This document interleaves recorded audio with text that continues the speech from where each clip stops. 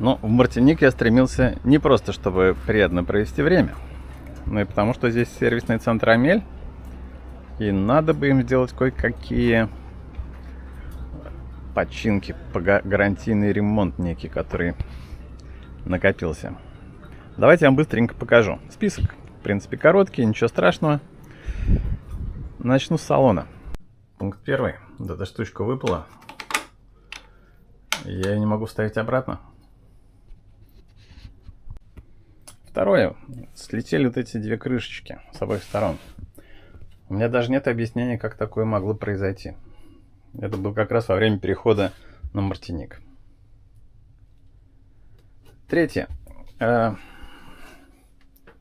Здесь кровать поднимается, и здесь есть снизу защелка. Защелка более не держит. Фиксатор больше не держит платформу. И она поднимается сама всегда. В таком виде я и нашел ее после перехода на Мартиник. Четвертое. Мой большой любимый холодильник. Ну, вот он здесь находится под...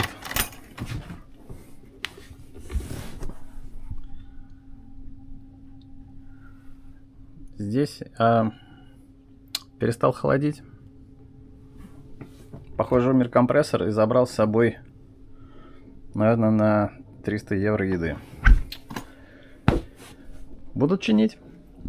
Пятая. Мелочь, конечно. Но вот эта ручка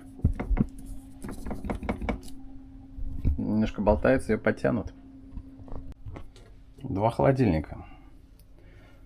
Что-то он немножко выехал изнутри и перестал закрываться по-человечески. То есть надо им будет поправить зазор. Еще такая вещь. Они сейчас ставят на максимальное охлаждение. В таком режиме нижний холодильник должен стать морозилкой. Ничего подобного. Ну, там холодно, но до льда далеко. Еще такая мелочь. Снизу немножечко отклеилась декоративная вот эта панелька. Отклеилась декоративная накладка. При качке вот эта дверь имеет тенденцию открыться самой. Здесь, наверное, надо что-то будет подправить замочек. На Амеле классные встроенные мыльницы. Их 3 всего, и все 3 отклеились. Как такое могло быть?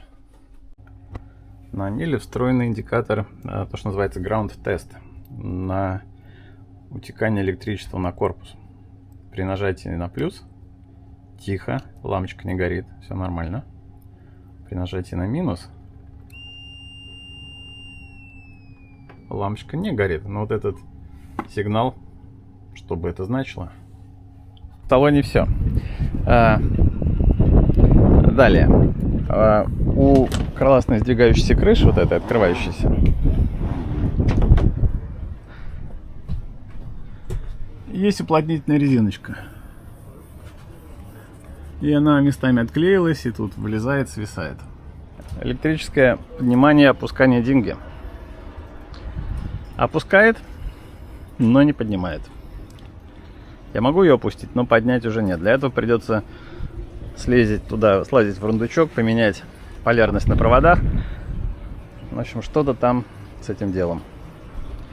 Я смог поломать свою лодку. Вот это и вот это. Как это произошло, я не буду рассказывать. Но из хороших новостей что? Меня ждет новая целиком деталь. Поставить новые. Уже в процессе. Тот, кто смотрел видео с перехода Кросс-Атлантику, Амель снял бум-вэнг, оттяжку грота, так называемую.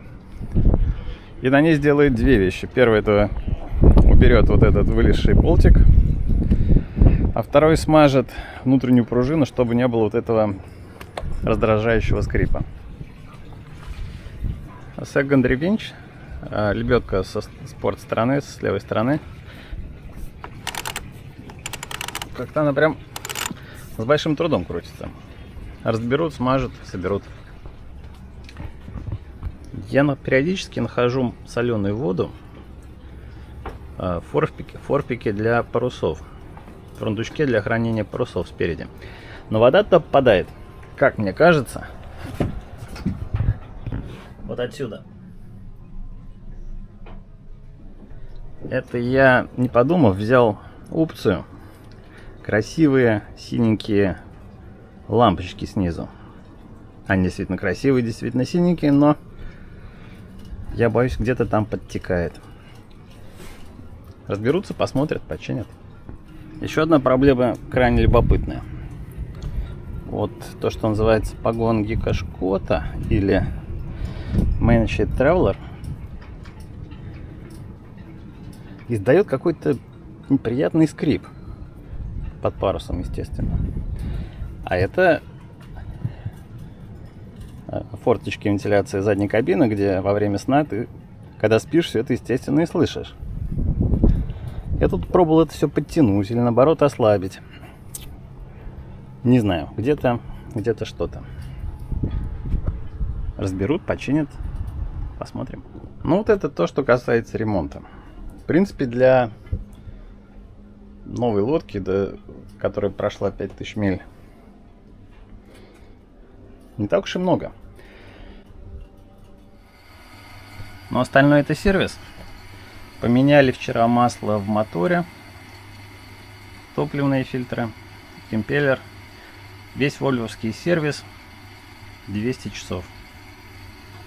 Масло и фильтр в трансмиссии. Фильтр Raycor. Менять очень просто оказалось. Я почистил главный water intake. Ждет еще сервис генератора. На нем тоже 200 часов почти. А также я их попросил сделать полный standing rigging check. То есть проверить весь стоящий такелаж. И бегущий тоже. Каждую веревочку, каждый блок. Внутренний стаксель надо развернуть, когда ветер будет слабый. И подтянуть апхол на один клик. То же самое с главным гротом. С главным парусом, мне кажется, надо сделать. Часть сервиса я попросил их проверить ток зарядки всех солнечных панелей. Вот эти две панели сзади должны выдавать 800 Вт на 24 вольтах. Но мне кажется, хорошо, если половину я этого вижу. Даже нет, четверть. Плюс еще 600 Вт все панели на крыше. Вот эти вроде нормальные. Ну, в общем, я всем работу раздал. Общался вчера и с главным кастомер-менеджером здесь, и с техничными. Я им оставляю ключ, а сам пойду изучать прекрасный остров Мартиник. Как вам такой кораблик вот этот? 4 спредера.